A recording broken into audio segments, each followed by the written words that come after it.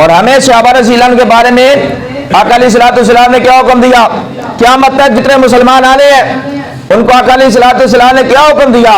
امام ترمذی نے ترمذی حدیث نمبر 6165 پر لکھا ہے، امیر المومنین سیدنا عمر بن خطاب رضی اللہ عنہ فرماتے ہیں، سنو مسلمانوں، حضور پاک صلی اللہ علیہ وآلہ وسلم نے قیامت تک کے مسلمانوں کو یہ ارشاد فرمایا، مسلمانوں سنو، آقا علیہ الصلوۃ والسلام نے فرمایا، مسلمانوں میرے جتنے بھی صحابہ رضی اللہ عنہم ہیں ان کی عزت کرو، ان کی کیا کرو؟ عزت کرو۔ آقا علیہ الصلوۃ والسلام نے قیامت تک کے مسلمانوں کو یہ ارشاد فرمایا، مسلمانوں میرے صحابہ رضی اللہ عنہ کی عزت کرو۔